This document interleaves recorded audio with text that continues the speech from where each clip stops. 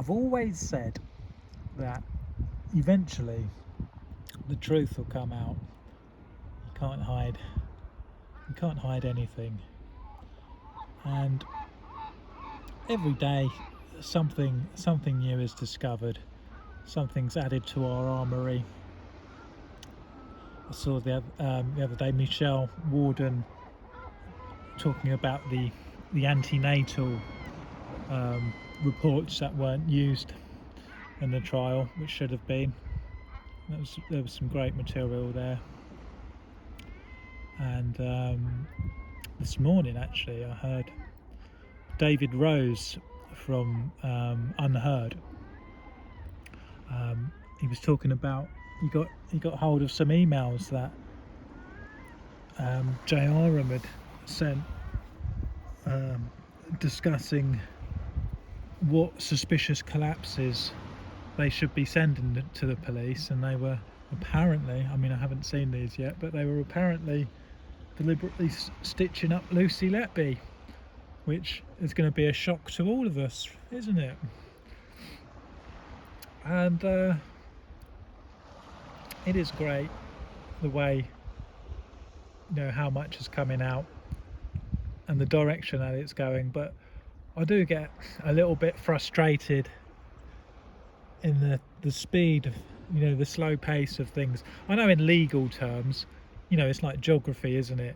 In geographical terms, a year is, 10 years is literally nothing in geographical terms, and everything's relative. But unfortunately, the clock that we're going by, it shouldn't be the legal clock that we're watching. It's Letby's biological clock. That's the one that matters. I mean, if obviously if the falsely accused in this case was a guy, perhaps it wouldn't be so important because of that factor, but it is. And so I do get a bit frustrated, especially like there is great material out there, but then, oh god, I watched the other day, it was called the Sean Atwood, I think this is the name, the Sean Atwood podcast, and he had like 11,000 subscribers or something, and it was like 2 hours allegedly talking about Lucy Letby.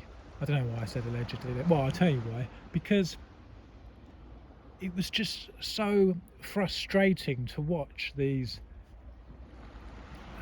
guy play like one clip of Dr. Shu Lee, and then show the I'm Evil post-it note, and then not even mention at all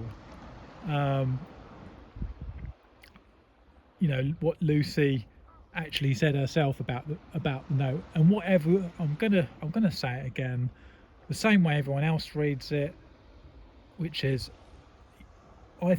they think that I did this. They think that I'm evil, I did this. They say that I'm evil, I did this. It so obviously reads that way, and that is how she told us it reads in her police interview. And it was just criminal of the police to release the post-it note before the trial had finished without the context of Lucy explaining what it meant. It's literally criminal. And yeah, on this 2-hour long podcast, it was watching this guy just listen to 1 minute of Shu Lee and then look at this post-it note and discuss that as if that's the whole case. And then they had this fake phone call from a woman who allegedly said she was following the case and obviously didn't know anything about it either. And it was so painful to watch, cringy. But that is how the public are. They haven't got time to know all the ins and outs that we know. Is it, you know, they're busy, they got jobs, kids, holidays to arrange, weddings to arrange. They can't be, you know, I haven't got time for this. But it is frustrating, I know,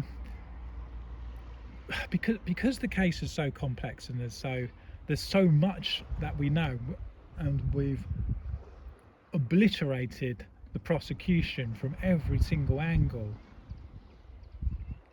You know, just bombed it like Dresden. I was tempted to say, you know, I wish that there was one documentary, one ring to rule them all.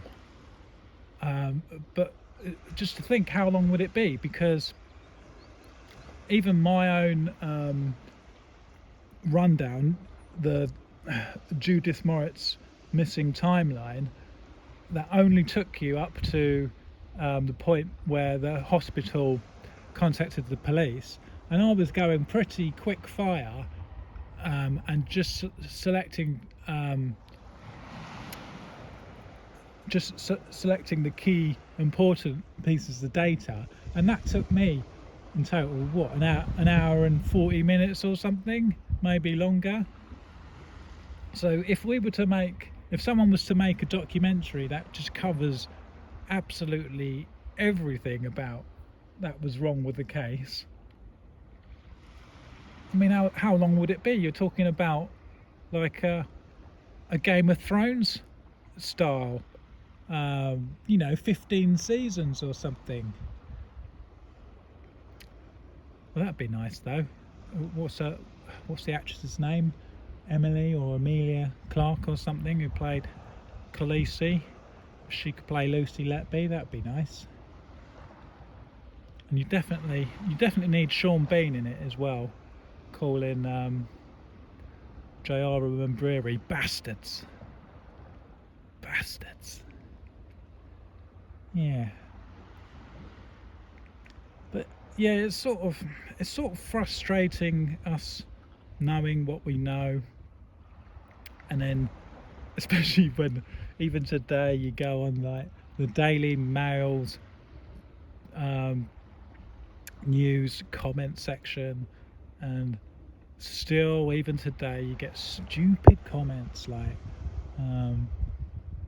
she wrote a note admitting it, and how come the baby stopped dying when she went to prison? That does it for me. And just even today, stupid basic stuff like that, it does sort of get to you. But then, you know, they don't know.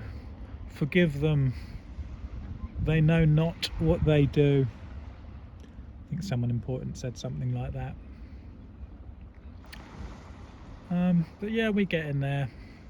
It's just this glacially slow legal process. But you know, that's not the clock we're governed by, is it?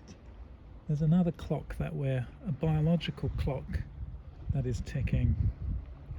But we're getting there, boys. We're getting there.